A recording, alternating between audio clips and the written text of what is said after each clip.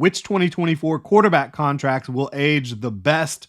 4 big quarterback contracts signed this offseason. Jared Goff and the Lions, they got the party started a little bit earlier in the offseason. Trevor Lawrence, Tua Tagovailoa, Jordan Love, they all crashed it not long after. We're going to rank these deals from 4 to 1 on how well they will age for their respective clubs. Excited to get into it. Really appreciate y'all tuning in. If you enjoy the content, please subscribe. You can also hit that like button. So starting off at number 4. Again, we're going 4 to 1. Number 4 is going to age the worst. Number 1 is going to age the best. Starting it off, Dolphins fans, you might want to turn it off right now. Tua Tagovailoa comes in at number 4. 4 years, $53 million, just about. Team out after the 2026 campaign. Look, the Dolphins and Tua Tagovailoa are not built for late in the season. They just aren't. And now that you're paying Tua Tagovailoa as much as you're paying him moving forward, it's harder to build a great roster around him. When you had him on his rookie contract, you were able to do a lot of things. But now Christian Wilkins is gone. Robert Hunt is gone. You've lost a lot of key pieces, right? Obviously, you still have Tyreek Hill and Jalen Waddle. You have unbelievable speed at the running back position. You have added some more speed in the draft at running back and wide receiver. I love some of the skill position guys you brought in. And I think Mike McDaniel is a genius on offense in a lot of ways. But when you have a quick timing-based offense and you can't pivot when teams are able to shut you down, and a lot of good defenses, good teams have been able to slow down the Dolphins over the last couple of years. They've struggled against playoff teams. They've struggled late in the season, right? I don't think that that's changing now that you've paid Tua Tagovailoa. In fact, I think it's going to be even harder to compete late in the season for the Miami Dolphins because they are such a finesse team, because they are built upon speed.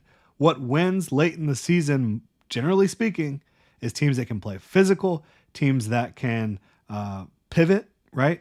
When you get stopped in one area in your bread and butter, how are you able to pivot? The Dolphins struggle to do so, partially because of Tua, right? As good as he is in the quick game, he struggles to hang in the pocket. He struggles to work through his reads. He struggles to, when the first read's not there, now what? And you also see just a limited arm. Tua does not have upper echelon arm strength. Like, this is a guy that thrives attacking the middle of the field. He also has a good time throwing it deep to Tyreek Hill and Jalen Waddle. But when you talk about those throws outside the numbers in between 10 and 20 yards, that's a struggle. And when you're unable to access that part of the field due to physical limitations, it makes it easier for defenses down the stretch. And so I just don't think that Tua Tagovailoa is the type of quarterback that should be paid this much money, because I think there's a number of quarterbacks that if you dropped them into this Mike McDaniel system might not be as good in the quick game, but could certainly be very good in quick game and also offer a little bit more in terms of what else they can do. And so unless Mike McDaniel is able to figure out some way to pivot this offense when teams get physical and you have a lot of talent on the other side of the ball with that defense, and you're playing teams that have good offenses and good defenses late in the season, good football teams, I just don't see it happening. And I like Tua.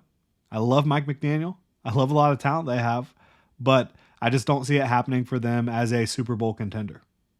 And so that's why I have this deal aging the worst out of the 4 contracts signed by quarterbacks this offseason. At number 3, Jared Goff. He's very good in this Ben Johnson system, which he has a lot of ownership in. He, in my opinion, is a little bit less limited with his arm compared to Tua Tagovailoa. I think he has a better infrastructure around him. The offensive line is unbelievable. They have just good skill position talent throughout.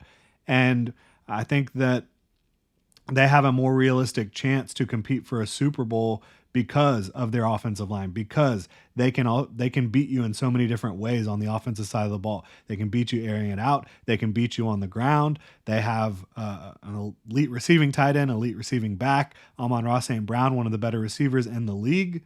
And they now have, Jamison Williams, who's developing, and you're hoping he can take that step forward.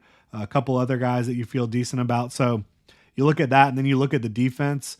I think that what they were able to do on the defensive side of the ball this year with adding as much talent as they did, while the Dolphins are subtracting talent, the Lions are adding talent. Um, Jared Goff is a very good quarterback at this point in his career. I don't think he's like a franchise quarterback. I don't think he's an elevator. What will he be without Ben Johnson? I have a really hard time believing Ben Johnson is going to be the Lions offensive coordinator in 2025, right? Like at some point, you've just got to take that head coaching job, and a good head coaching job will come about at some point. I think it will be this offseason that Ben Johnson finally moves on. And then you talk about the fact that you do have a $69 million cap hit in 2026 that you can't get out of at 32 years old. It's one thing to pay Tom Brady top of the market at 32 years old, Drew Brees, all these other guys that are Hall of Fame quarterbacks. Jared Goff is not a Hall of Fame quarterback, and he's not even a top tier quarterback in the NFL right now. I know the stats will tell you that he is over the last couple of years, but in my opinion, that has a lot more to do with the infrastructure and the fact that he is a good quarterback. He certainly is. I just don't know how well that $69 million cap hit's going to age in 2026 for a 32-year-old Jared Goff. So I think the Lions didn't have much of an option. I think the Dolphins did. I think the Dolphins could have said, we can get by with a different quarterback as long as we can build out the team around him in Mike McDaniel's vision. Lions, I think if they pivoted, they would see a drop-off because I think Jared Goff has so much ownership of this offense. He does have a good arm. He is a smart quarterback. So I think that the Lions did what they needed to do. I think the Dolphins jumped the gun a little bit. Really do. I don't think they should have given Tua Tagovailoa that deal. At number 2, might see the teal on my hat in the background here. Jaguars fan. I cover the Jaguars. Trevor Lawrence. I think Trevor Lawrence is better than Jordan Love. But I believe in the infrastructure in Green Bay to where I think that Jordan Love is going to get pushed ahead a little bit because of the surrounding pieces, because the Packers don't have to face Patrick Mahomes every time in the playoffs, right? If you're going to get to the Super Bowl in the AFC, you have to beat Patrick Mahomes, you have to beat Josh Allen, Lamar Jackson. Jordan Love does not have to go through those teams to get to the Super Bowl. Trevor's deal doesn't even start till 2026, which I think is a major plus in favor of this one. He's only 24 years old, another major plus. You don't have a cap hit of over $35 million until 2028. And then in 2029, when you have a $78.5 million cap hit, by that point, you'll probably rework this deal already. You know, Shad Khan, the Jaguars owner, is constantly willing to rework deals, to spend more money, to basically leverage the cap and use all the different cap machinations to the Jaguars' advantage. There's a team out by 2029 as well. I don't think the Jaguars are going to want to use it. Trevor Lawrence, one of the best young quarterbacks in the league. Unbelievable talent, playmaking ability, deep ball passing. I think he can be very precise as well. I think that if he was in Green Bay, he would be number 1. But I question a little bit of what's going on with the offensive play calling. I don't think that the Jaguars, at least they haven't shown that they have the best plan with the running game so far. The offensive line, I think it's slightly above average as a whole. Pretty good in pass protection. Probably a little bit below average in the run game, certainly from what we've seen so far during the Doug Peterson, Trevor Lawrence experience. I still think Trent Baalke is not one of the better GMs in football, especially when it comes to the draft. I think that looking at Jordan Love and the Packers, they're set up. They're in a tough division, no doubt about it.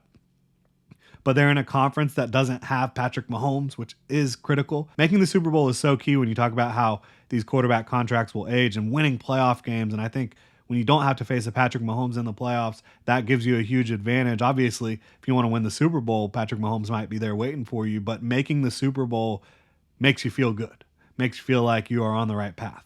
And I think that the Packers are going to win a lot of football games. I think Matt LaFleur is a great head coach, great offensive mind. I think that bringing in a Jeff Hafley, and I give them credit. They made the playoffs last year and were competitive, and they still decided to make the right decision with the defensive coordinator, moving on and bringing in Jeff Hafley, a guy who I think will be a lot more aggressive and get more out of the supreme talent that they have on that side of the ball. I loved bringing in Xavier McKinney. I think that offensively, they've got talent at the wide receiver position, talent at running back. They have a good offensive line. They draft well. I just think the Packers are set up for a lot of long-term success. I think the Jaguars have a chance to be set up for long-term success. I love what they did on the defensive side of the ball with Ryan Nielsen this year.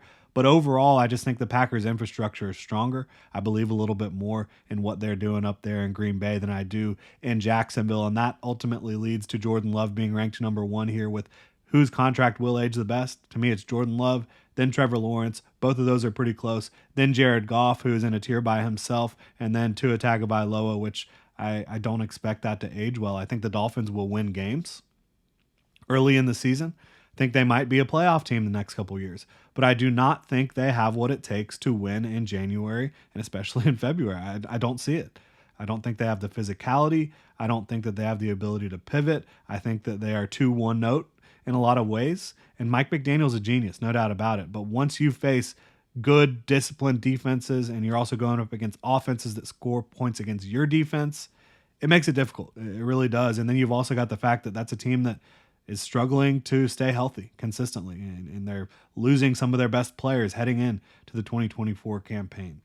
We'll see how it plays out, but I certainly have Jordan Love at the top, then Trevor Lawrence, then Jared Goff, then Tua Tagovailoa. Let me know what you think in the comment section below. If you enjoy the content, please like, subscribe, hit that notification bell. Y'all have a good one.